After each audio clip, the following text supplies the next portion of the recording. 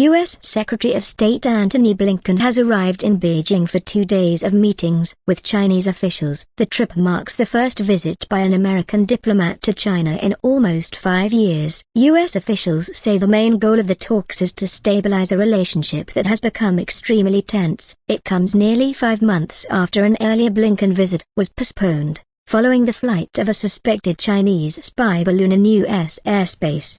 The U.S. has been lowering expectations for the visit and both sides have made clear they do not expect any major breakthrough. The goal, U.S. officials say, is to reopen lines of high-level communication and stabilize relations that have become strained since the balloon incident. China has staged military exercises near Taiwan, which Beijing views as an integral part of China. The U.S. maintains close ties with Taiwan's democratically elected government. There is a full agenda, including meetings with Chinese Foreign Minister Qin Gang and senior Chinese foreign policy official Wang Yi. The war in Ukraine, trade disputes over advanced computer technologies, the fentanyl drug epidemic in the U.S. and Chinese human rights conduct are all topics the Americans expect to be discussed.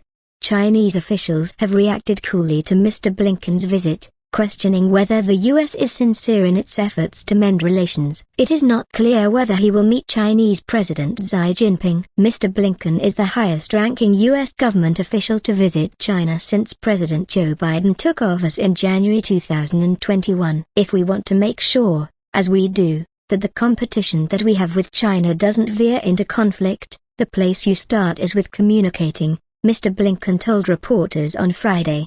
Later he said he hoped to meet President Xi in the next several months. A meeting between President Biden and Xi Jinping in November briefly eased fears of a new Cold War, but since the balloon incident high-level communication between the two leaders has been rare.